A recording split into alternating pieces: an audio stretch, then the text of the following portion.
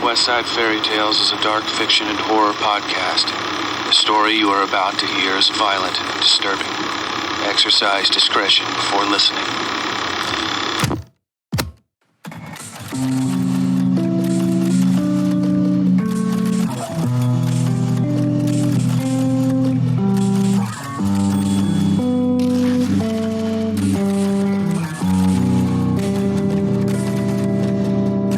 Previously on Scars in Time. Ash is reconnected with her longtime agent, Su-Yin, and promised to send her a story, even though she doesn't know what it's going to be about yet. And, despite Su-Yin's protestations, Ash plans to write the story on her new typewriter. Ash also manages to procure a meeting with a repairman, Boomer Gordon, who goes over the problems with her ancient house and the steep bill for the necessary repairs. In the process, he also points out an odd, hastily built wall in the basement that potentially blocks off most of the underside of Ash's home. That rough wall is a fascinating quandary, but Ash's attentions are only for the typewriter waiting for her in the high garret, and the story of one Jacob Morgan.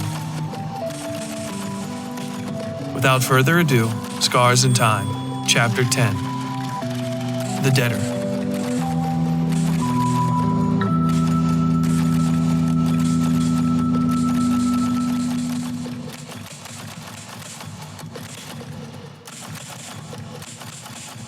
Jacob Morgan felt death draped over him like an old, wet towel. He'd watched his father die of a heart attack when he was 15, right in front of him. The old man clutched his burned-out chest and fell into the pile of purchase orders and tax forms strewn across his desk at Reliant Used Motors. The secretary didn't even have to tell the 911 operator the address. Everybody in the city knew the slogan. Reliant Used Motors off I-90 north of Bozeman. Jacob spent most of his life thinking death would catch him in the same way. Suddenly. No dicking around, no back and forth, no haggling.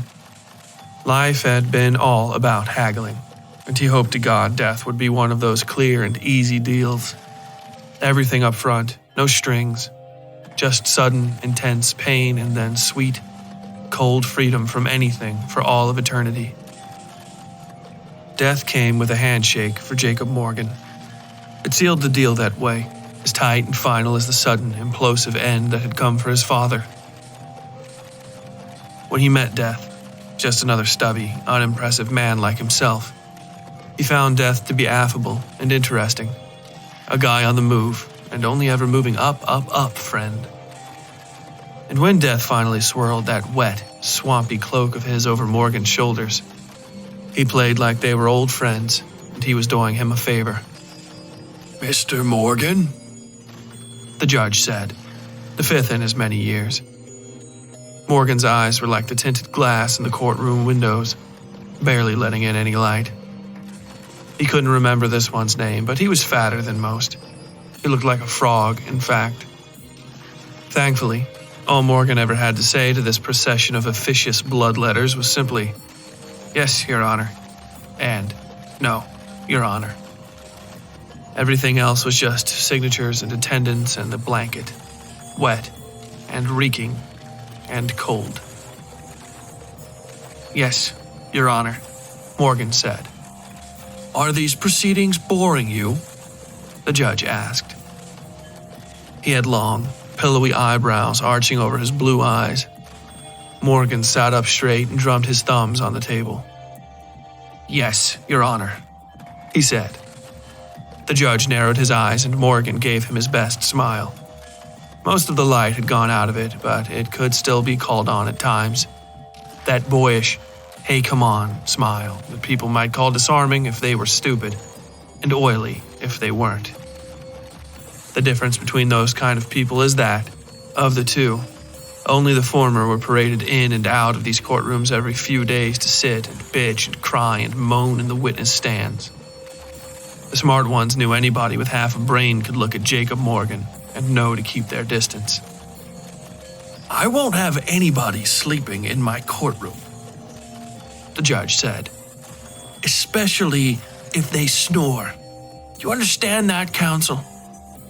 Morgan's lawyer nodded and kicked Morgan under the table for probably the millionth time since this fiasco had begun 5 years back. The bygone time when Morgan's name had been one of the tiniest offhand mentions at the bottom of an indictment form. Then all the other higher blocks had fallen, and fallen on him, leaving him as the only stone left to bleed beneath the pile. "I'm sorry, Your Honor," Morgan said. He drifted away regardless, though he did try to keep his eyes open this time. When the next woman in the parade, maybe 70 and clutching a green handbag to her chest like a mantis, approached the bench, she sat and stared at him. The same stare they all had, like he digged them down raw and they at least wanted him to remember their name. It had made him uncomfortable for the first year, but now there was just the blanket, cool and dank. Anything else was dressing.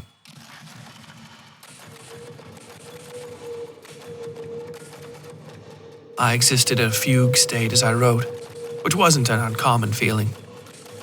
My body was just another chunk of data alongside the story. There were revisions, mistakes, edits, but they were none of them real. Merely slight delays in the tick of a clock nobody, not I nor Mr. Morgan in his courtroom, could see. I swallowed and my throat hurt. Actually, I couldn't swallow at all because of how dry my mouth was. I reached for the water flask I'd brought upstairs and found it was empty. I turned back to the page. I was both here and there with Morgan as he rested against the side of the courthouse, smoking a cigarette and watching a car swerving side to side in the slush as it tried to accelerate past a green light. I watched the ugly, ancient silver sedan trying to pull itself out of its endless stoppage and wondered if it made sense to him.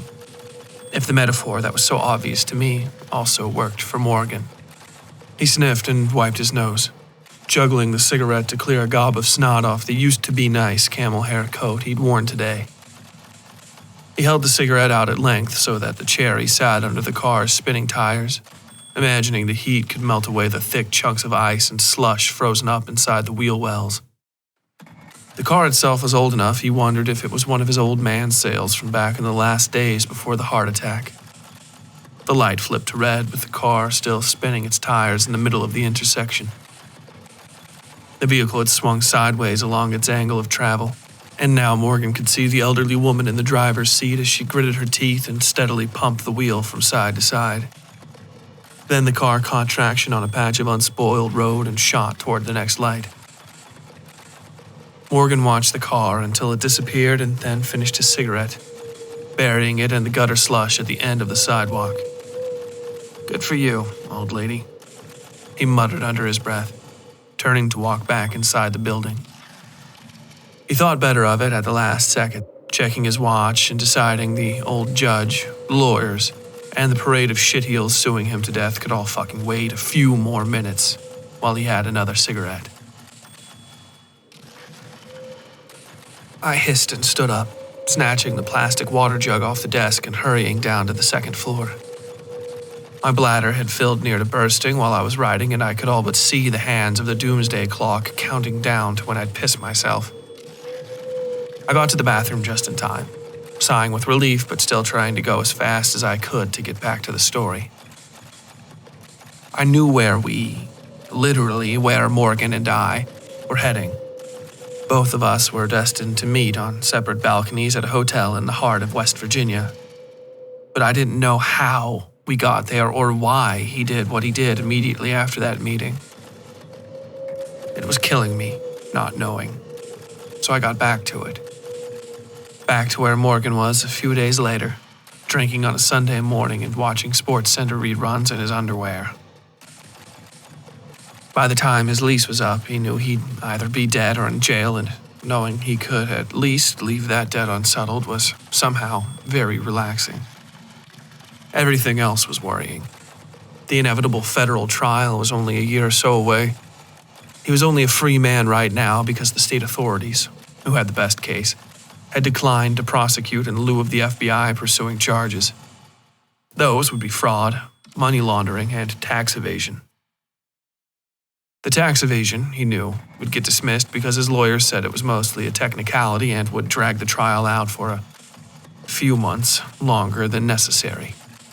The fraud charges, real estate fraud carried out across state lines and in about 10 states, were all the FBI needed to guillotine him. If God was kind, that all would have happened first. "Just send me to jail," he'd joked with the prosecutors when they'd first sat him down, and explained how hard he was about to get fucked by the long dick of the law. By the time they'd finished, and he'd called his old business partner, he'd amended his wish to, "Actually, just take me out back and fucking shoot me." The TV blinked and then turned blue. Morgan sighed and closed his eyes, turning his face up to the ceiling. He set his feet on the pile of unopened mail on the table. His socks, the same ones he'd been wearing for about 3 days now, were probably resting on the cancellation notice for the cable service. He sighed and scratched his balls and dragged himself to the shower, not wanting to smell too drunk to be served when he went out to the bar. I paused when I heard the knocking downstairs. Then I went and dealt with Boomer, my head still in the story as much as it had ever been. Morgan walked to the bar, letting his face freeze in the wind. It was a shithole dive full of losers that didn't watch enough news to recognize him. He wasn't an especially newsworthy criminal. The local rags just drummed out something on him every year to keep his wounds fresh and open. The fuckers. "Morgan," the bartender said. The guy had ugly hands, a low voice, and worked so much Morgan figured he owned the place. People blew in and out through the front door while Morgan sat for drinks in the first corner spot, thankful the cracked radiator humidity of the bar was warmer than his apartment. "Guy's here looking for you," the bartender said, pointing to the opposite corner of the bar. Morgan looked and saw a man built like a stick bug. Even in the dim, shitty bar light, Morgan could see the outlines of the guy's shoulder blades through the back of his chalk-striped suit. "And?" Morgan asked, pointing to one of the taps. The bartender filled him a glass of something flat, lukewarm, and cheap. He started on it and closed his eyes, relishing every dull sip of poison. "Folks come and go around here," the bartender said. "But they don't often come back. Most people figure one visit's enough. You're the first regular I've had in 100 years, feels like. And for some reason now you've got people showing up to pay you a visit." Morgan rolled his eyes at the bartender and then looked at the man in the corner. The guy sat as still as a crow on a post. "People follow me goddamn everywhere, bud," Morgan said. "Don't you read the news? I got debt collectors the way most guys got pinworms." The bartender didn't laugh, or so much as react, just kept staring at him. This kept on long enough that Morgan eventually sighed and relented. "Fine, just pour me another one and I'll go get him to fuck off or whatever. Okay?" He swallowed the rest of the beer he'd been drinking and grabbed the fresh glass. He tried to thank the bartender, but the man was already gone to the other end of the bar, talking to some guy with a guitar Morgan hadn't seen come in. The guy was holding his hand to his side like he had a terrible cramp and seemed to notice Morgan looking at him. The guitarist turned and Morgan saw the man's irises were all torn, hanging over his pupils like ruined curtains. He shuddered and went to the tall man sitting at the table in the corner. Morgan tried clearing his throat to get the guy's attention, but the man didn't so much as look behind him. Well, that's not totally true. There was a tick, just as Morgan breathed in the man's shoulders. Small, but there, looking as though all the flesh on the man's upper back had suddenly undulated like a squid's tentacle. Morgan gave a second thought to just walking back to the bar, settling up and leaving, but he didn't want to piss off the bartender. This place was the only one in town that still served him. where people didn't sneak up on him to pour drinks down his shirt or rip out his bar stool from underneath him. It was dank and lonely, a single wooden door set into the side of an alley wall. His home away from home. His only home, really. He walked around the table and sat down. "All right, you found me," he said, scooting the old bar seat around in a way that made a terrible screech. He took a drink. "Jacob fucking Morgan, the swindler. Did I fuck over some family member of yours, or are you a reporter, or..." Morgan choked on his beer when he finally looked at the man's face. He set the glass down. The man across from him really did look like a stick bug in a suit. Or at least that's the only thing Morgan's mind could drum up. It was almost, in fact, like the suit was the man's flesh, arranged over clever inhuman bones that had clicked and popped into place to make a mere facsimile of a person. Most unsettling was the man's expression. A small, almost slack smile where the fleshy bluish lips didn't quite cover his top teeth. The eyes above were green, wide, and round. Luminescent, almost, like glowing rings burning through the milky white balls. Hello, Morgan, the man said. How have we been? Good, Morgan said. The man's voice was as low and slack as the lips covering his teeth, which themselves barely moved during speech. Morgan felt the flesh on his back crawl and, almost on cue, there was a similar involuntary twitching of flesh beneath the man's eye. A sort of skittering, there and gone in an instant. Do we know each other? No, the man said. His forearms lay flat on the table, though on their sides. The man's hands were slack and curled inward so the fingertips rested against the wrists. But I know you, of course. The man's soft smile widened, and a noise broke in his throat that Morgan realized was laughter. Doesn't everybody? Yeah, Morgan said, looking around the bar for a reason to break off this conversation. He rolled his fingers on the table and smiled. So, now that that's out of the way, we can get to whatever it is you, want. He tried to sound confident, aloof, but the drink was getting to him. He thought he could see that same rippling throughout the man's entire body now, here and there, but always small and just out of sight. I have a brother, the man said, who is always hungry. So he's always eating until everything is gone. Morgan listened, transfixed. The man's low voice was almost hard to hear, but still terribly impressive. Morgan felt he could hear it in his bones. I told him that's ridiculous. Because one day he'll eat everything, and there won't be any food left. And he'll still be hungry. Okay, Morgan said softly. So, I tell him, why don't you eat yourself?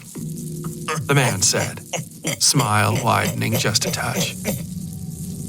This time, Morgan thought he saw the brilliant green circles of the man's irises wriggling. They looked like the audio wave readout on a stereo for just a second. Then the effect was gone. That way, you'll have plenty to eat. The man continued. And once you're finished with that meal, you'll never be hungry again. He paused. And you know what he said to me? That you're crazy? Morgan said. The man twisted his head slowly to the right until the vertebrae in his neck suddenly popped with a noise like snapping twigs. Then he turned his face back toward Morgan. Yes, The man said. my brother can't really think outside the box. Most of our family can't, really. They all stay in their lane, is how I think you'd understand it. Okay, I'm going back to the bar, Morgan said, ready to leave half a beer at the table just to get away from this person. But when he stood, he felt the man's hand wrap around his wrist. When he looked down, the man's arms were right where they'd been all along, though one of them was stretched more than 3 whole feet past the end of the sleeve. Morgan could feel the bones grinding in his wrist. Sit down, Morgan. The man said, and Morgan did. The hand released him and slid back up into the sleeve. The fingers remained as slack as those on the other hand, though he could see a few of them trembling slightly, twitching. Please. Don't be frightened. The man said. What you might find most alarming about me is merely a symptom of my condition. If you could be anything, at any time, in any place, then why be here? Why be this? The limp fingers gestured to the man's main body, as Morgan had started thinking of it. I have some trouble holding myself together at times. He continued. But you know all about not holding yourself together, don't you, Morgan? Morgan swallowed and looked quickly around the bar. It seemed darker and more distant than usual. He took a drink of beer and then drummed his fingers on the table. Eventually, he nodded. Yeah, sure, he said. Wouldn't you? If you were me? Yes. The man said.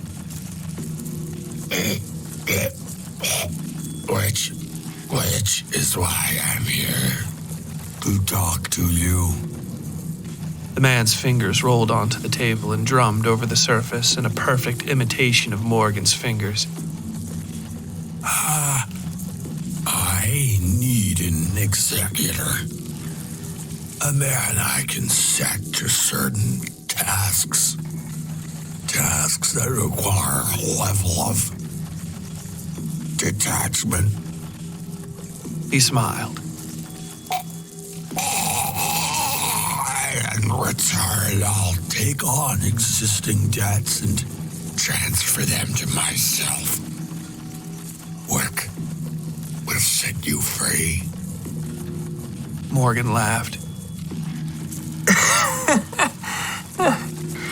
Do you even know what kind of debts I have? He asked.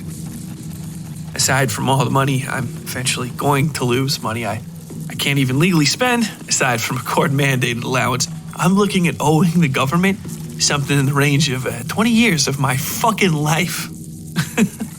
Morgan laughed, a sound that was almost like crying.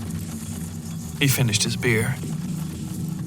I'll tell you what, he said. You get rid of all that, and I'll do whatever you want. This time he stood and the man, if you could call it that, didn't stop him.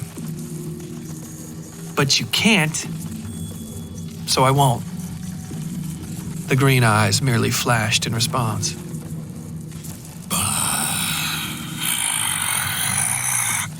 But if I did, would you agree to those terms? The man said. There was no world outside of those rings of green. They were all the earths and worlds between. The space around them was black and endless.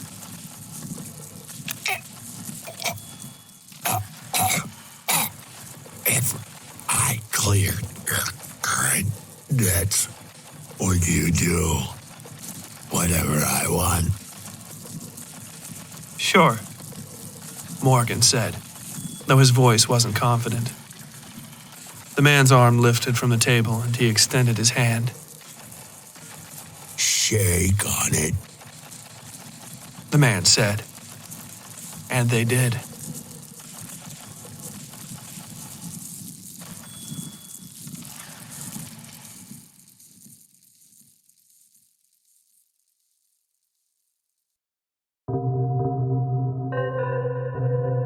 Wow, what a great story. But I have no fucking idea what's going on in it, do you?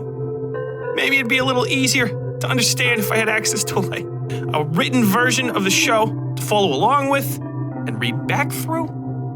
Maybe even some, I don't know, behind the story information to clear up some of my fucking questions. Oh, wait, right there.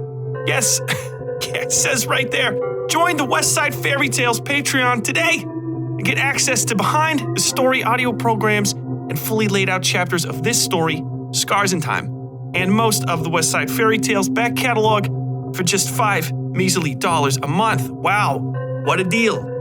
Oh, it even says here you can get special merch packs and signed posters if you give a more generous donation. That means he needs your money, people. This isn't a fucking charity. Okay, go to patreon.com/Westside Fairytales today and subscribe for excellent behind-the-story content and more. That's patreon.com/Westside Fairytales. Link is in the description. And don't forget to watch my show if it's for... come on! I'm not doing this for free. Now back to our story, already in progress.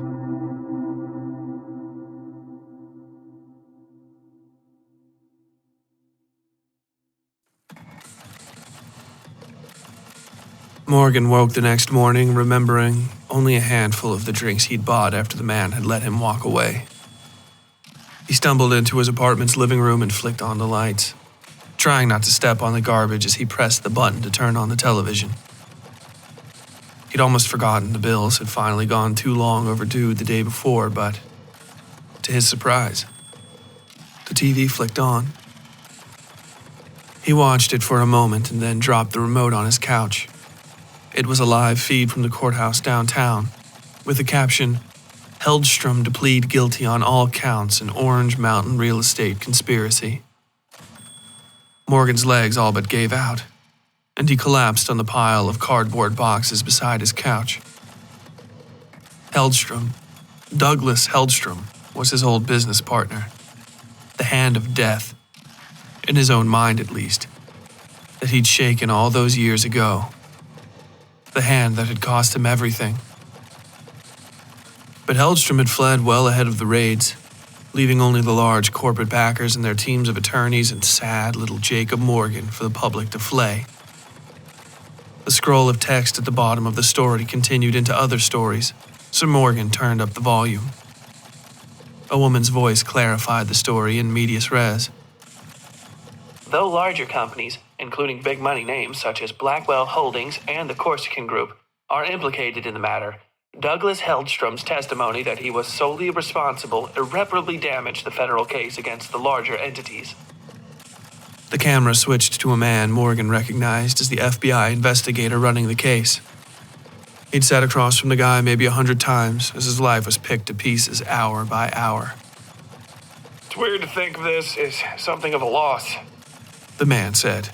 There are more people, more entities, who should be sitting at that defendant's table, but we can only work with the information we have.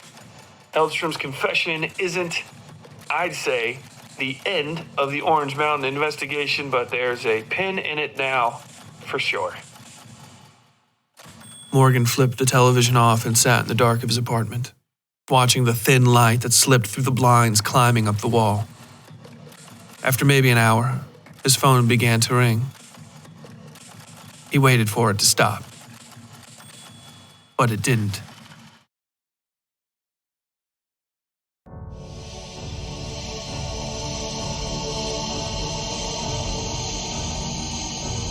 Children, gather round and place your hand in the air. That's right. Fingers splayed wide, so the wind can pass between them. Carry that sweet scent of trade on to the nose of the witcher. We are gathered here today in non-existence, awaiting the strike of the pen, the clatter of the keyboard, the moment when I might be introduced to the ears of the masses, so that our work can spring forth anew in the hearts of millions. Whether we are carried on the wings of angels, say true, our words must be electrified. Amen. Our words must be clarified. Amen. Our words must be carried wide. Amen. So go out there, little brothers, little sisters, and spread the gospel on social media. Put us on Reddit, put us on the Facebook, and put us on the Twitter, praise her. Share us far and wide, so that I might become in my story made clear. At WS Fairytales on Twitter, Westside Fairytales on Facebook and Instagram. The link tree is in the description. Praise her name. Praise her, yes. And let us together drive this sin from gun cotton. Raise your hands now. Raise your hands.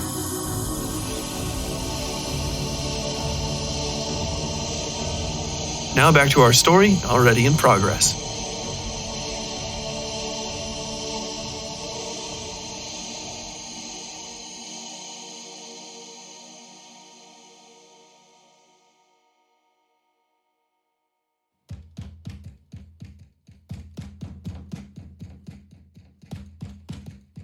The banging on the door downstairs was insistent, constant. It took me a second to pull myself out of the story enough to realize it was something real I was hearing, and not just an effect of the writing. Then I was in my garret again, blinking as the translucent windows faded to black on Jacob Morgan's apartment. The stack of paper beside my typewriter was thick enough I was worried I'd soon run out. The banging continued. "Darcy," I said to myself, cursing and then almost running downstairs without my lantern. I turned on a dime and grabbed it, scuttling down 4 stories of ladder and stairs until I was standing, panting at our front door.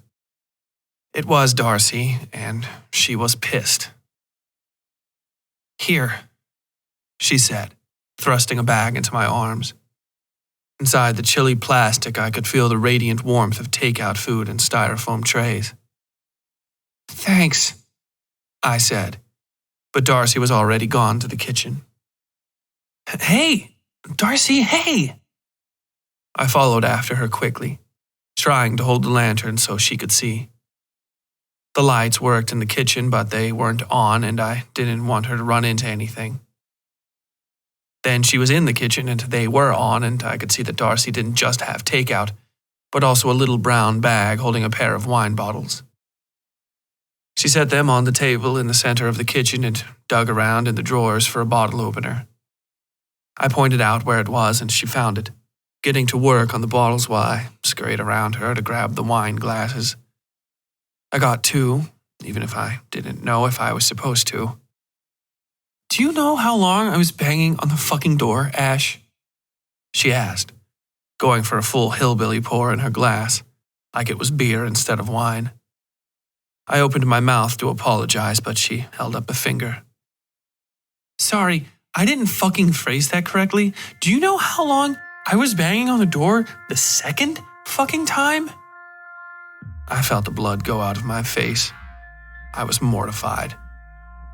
Oh my God, Darcy, I said. I'm so sorry.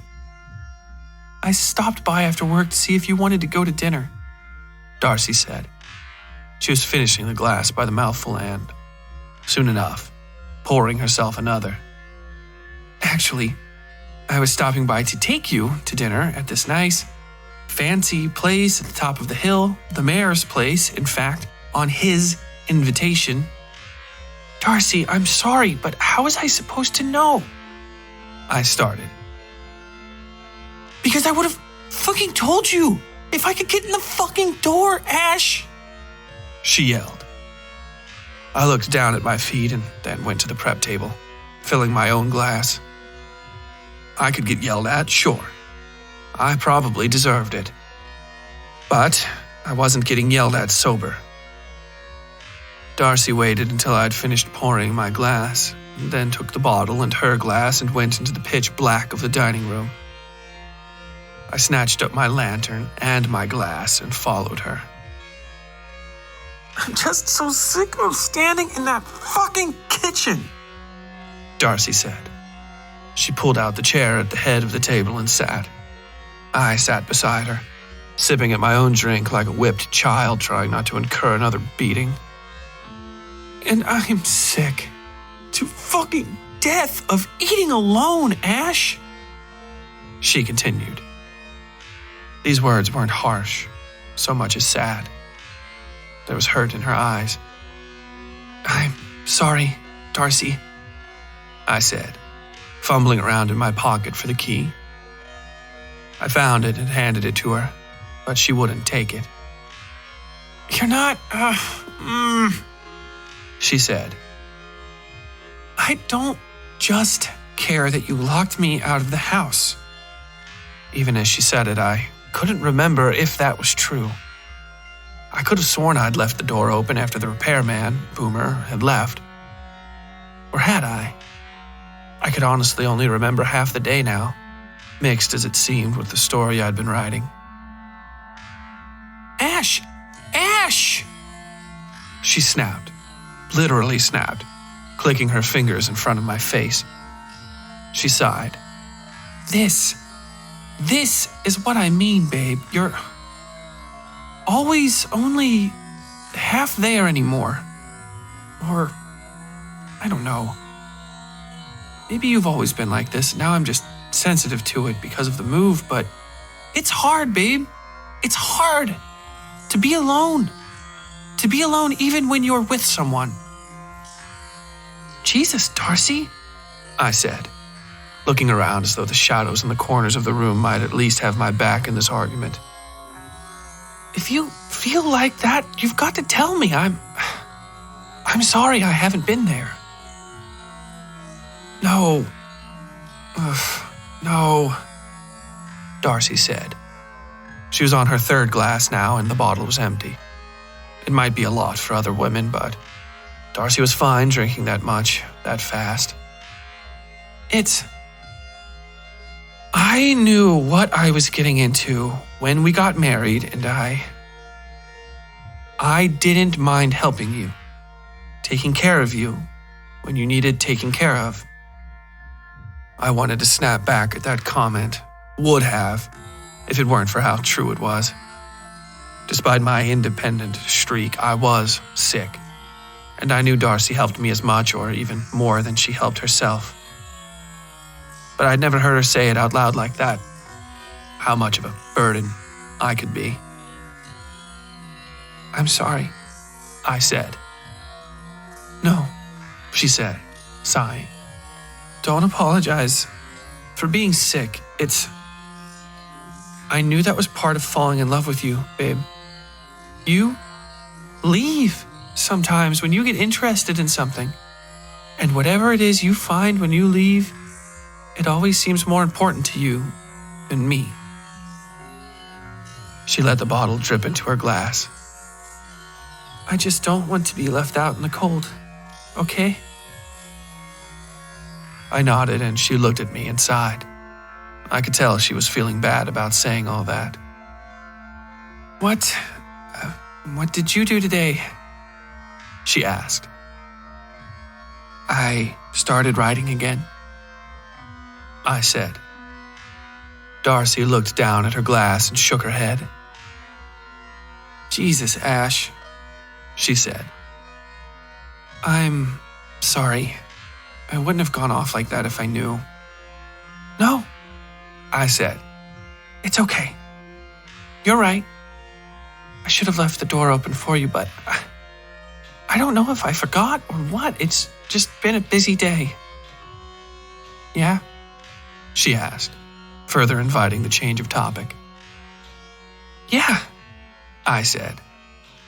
I went to the library. First off, I didn't have a phone to do stuff like call the repairman, but I found one there. Darcy started to say something, but I held up a hand and shook my head. No, it's fine, I said. I managed real well by myself. I even called Su Yin and told her I was writing a new book. A whole book, huh? Darcy asked. I nodded and smiled, but at the table, not her. Yeah, I said. About what? I have no fucking idea, I admitted with a laugh. She chuckled too. I don't even know if Su Yin believed I was writing anything at all. I drummed my fingers on the table, shivering when I thought of Morgan and that bar and that green-eyed man. I cleared my throat. She says hi, by the way. Well, hello, Darcy said, rolling her eyes at the room and laughing some herself. She cocked her head to the side. Wait, how are you writing? The typewriter, I said. I found a typewriter in the attic. Remember? I couldn't remember if I'd told her or not, come to think of it. But she nodded all the same. She would have probably nodded either way. Well, I found some basic supplies for the thing, and I've been, clattering away all day, basically. Really? She asked, crossing her arms. Really? I said, smiling. It's been real fun, I sighed. Up until I didn't hear you knocking. I ran my hand through my hair and gave her an apologetic smile. She rolled her eyes and took that same hand, pulling it across the table and pushing her lips to my knuckles. She squeezed my fingers. So, wait, did you find a desk in here or something? She asked. Looking around the dining room, I realized, for the typewriter. Did you have it just sitting on your lap or something? No, I laughed. No, there's actually a little office on the 5th floor of the house. Her eyes widened. Seriously, there's a garret there with a desk and a chair and everything. I found it when the guys were moving our stuff in yesterday. I didn't mention what else I'd found along with it, though I hadn't been able to find the note since the umbrella was folded and tucked into the corner by the desk. That's insane, Darcy said, yawning. Do you want to come see it? I asked, now sounding like an energetic 8-year-old. She smiled and shook her head. No, she said. My second plan was to come home and have a drink with you while you ate. But now I'm totally exhausted. I think I have just one set of stairs left in me, and that's it for the day. She squeezed my hand and gave me a tired smile. I'll check it out tomorrow, though. Okay? Sure, I said, smiling. Glad, really, that she'd forgiven me at least a little bit. So, are you going to hang out with me while I eat? I don't think so, Ash, she said, looking at the last scarlet puddle of wine at the bottom of her glass. She tipped it back, stood, and stretched. I'm dying to go to bed, honestly. It was a rough day, and you know I hate arguing. I nodded and stood with her, cleaning the empty bottle and glasses off the table. I left those in the kitchen and walked upstairs with Darcy, guiding her with the lantern. She actually seemed like she might fall asleep on the spot. Are you coming to bed? She asked. I'm going to eat first, I said. Whatever that is, it smells amazing. Well, enjoy, Darcy said. She kissed the corner of my lips. Don't stay up too late. She flipped on the light on her phone inside the bedroom and found her way to bed on her own.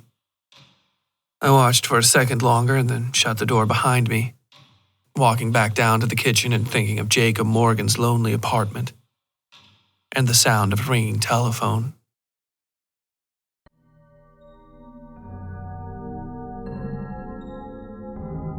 Hey. Hey, you. There's new merch in the merch store. So go fucking buy some, you hear me? You want a fucking shirt, bro? You want a sick fucking shirt, bro? Go to the fucking merch store and check out our new shirt. It's a collage of all that pretty artwork Missy Owie puts together for season 4. Fucking beautiful. You wanna be fucking beautiful, don't ya? Then go buy a shirt. You wanna stay fucking beautiful? You better buy 2 fucking shirts. You better buy a fucking mug too and a fucking beanie. Don't let me find out you aren't wearing the merch. You better go to westsidefairytales.com/merch and buy something. You hear? westsidefairytales.com/merch. See you soon. Now back to our story already in progress.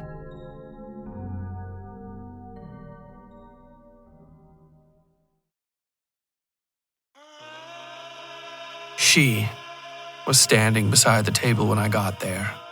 The blonde girl. She was holding the second bottle of wine and leaning slightly forward on her toes.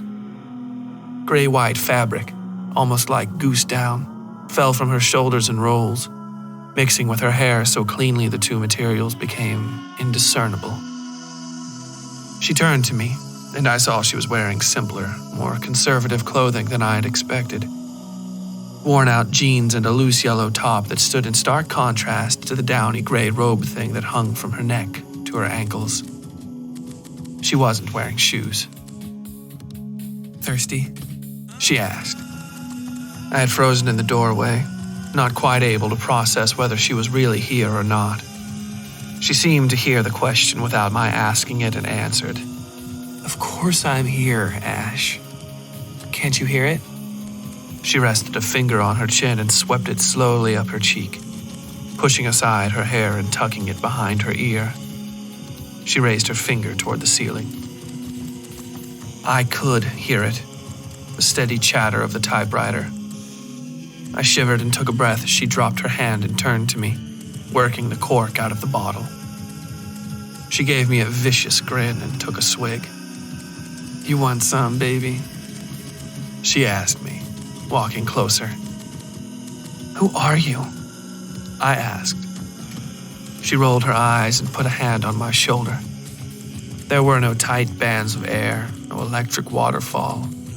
Her hand was warm and light, though she was digging her nails slightly into my skin. I'm what you want, she whispered, pushing her lips against mine. Her tongue snaked over my teeth, tasting like wine. I was frozen in place, not returning the kiss, not pushing her away. Eventually, she stepped back. You aren't real, I said. She gave me a pouty look and took my hand, pressing it against her own cheek. The flesh was warm and soft beneath my cold fingers. Does that feel real? She asked. Then she took my hand and raked her nails across the back so suddenly I couldn't react. I snatched my hand from her, stumbling back into the wall and nearly dropping my lantern. For the briefest second, her eyes turned on that lantern with an intense, almost physical greed. Then she was all sultry smiles and slow movements again. She held up her hand while I clutched my own, trying to stem the bleeding. Thin streamers of flesh dangled from her sharp, blue nails, and I grimaced as she slipped each one into her mouth to suck them clean. "Get out of my house," I said, my voice more forceful than I expected it to be. She sighed and took another swig of the wine. Then she set the bottle down and put her hand on her hip. "Get back to work," she hissed at me as she swept past. I held out my lantern to follow her passing, thinking she'd just zip out of sight like any Hollywood phantom. Instead, she left through the front door, slamming it behind her so hard I felt the floorboards shake under my feet. When she had finally gone, I went to the prep table and took a massive swig of wine, drinking until I nearly ran out of breath. When I finished, I gagged, bending over the table for a second and hoping I wouldn't puke. I didn't know if it was all the sudden drinking that did it, or the taste of my own blood on the throat of the bottle.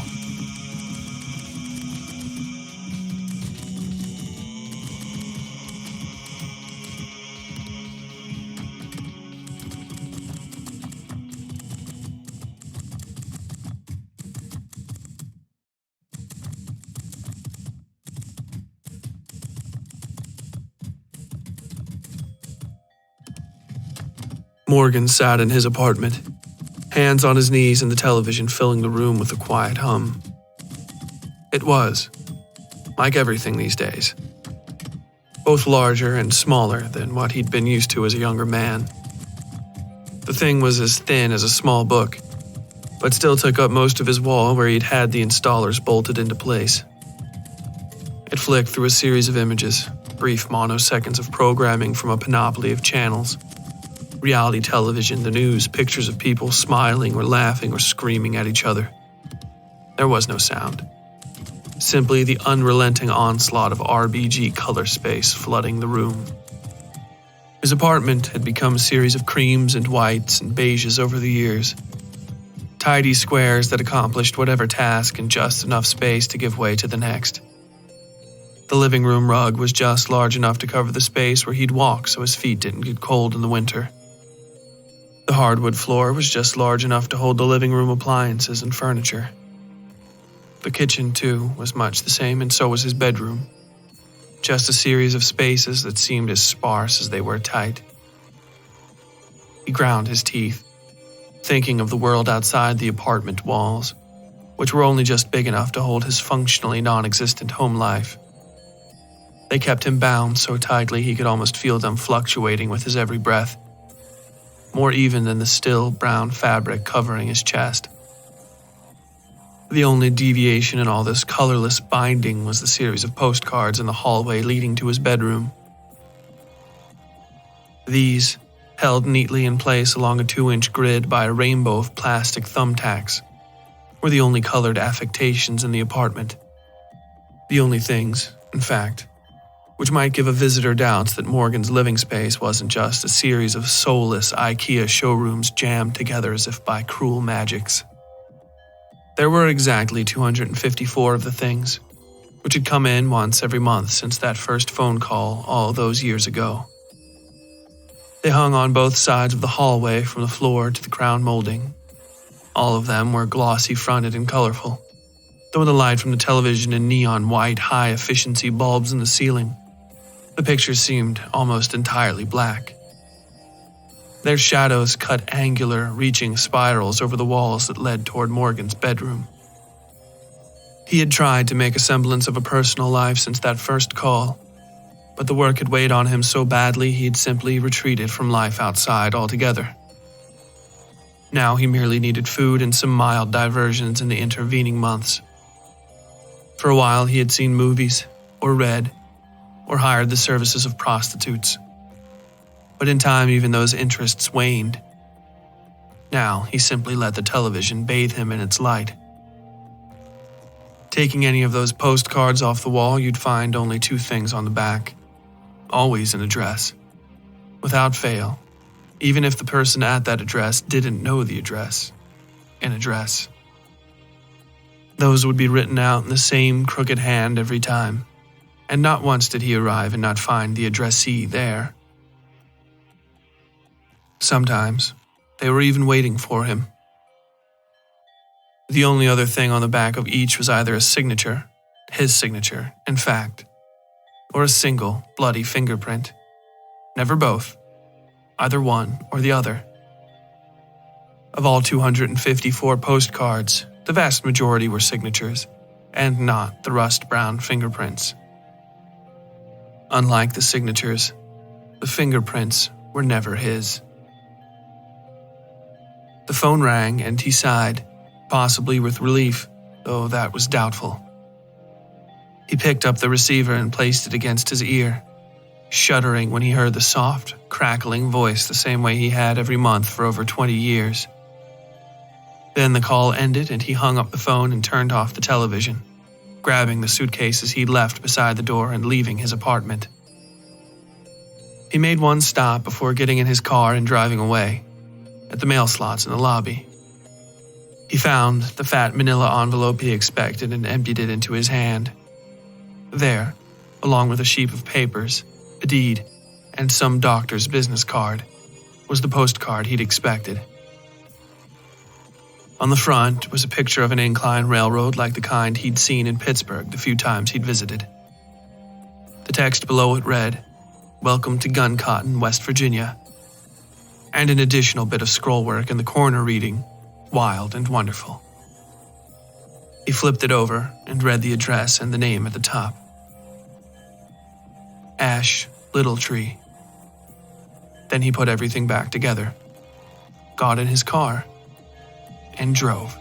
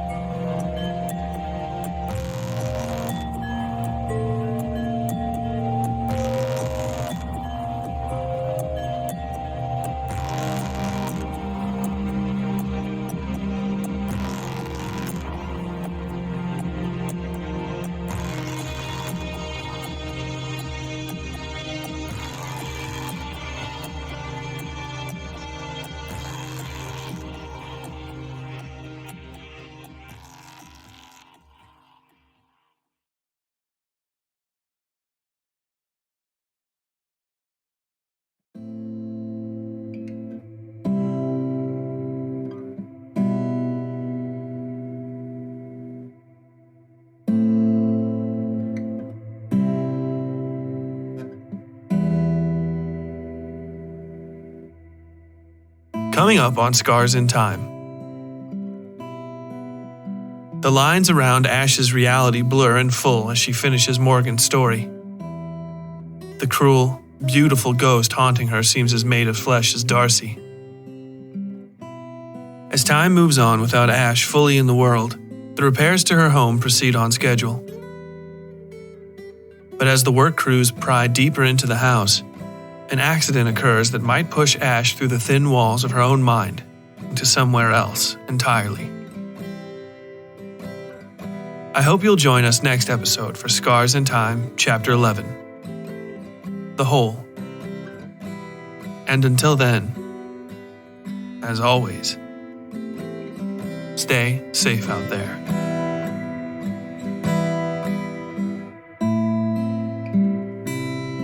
The Westside Fairytales is written, read, scored, and produced by Tyler Bell.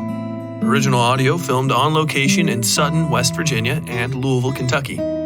Engineering and sound design by WSF Productions, LLC.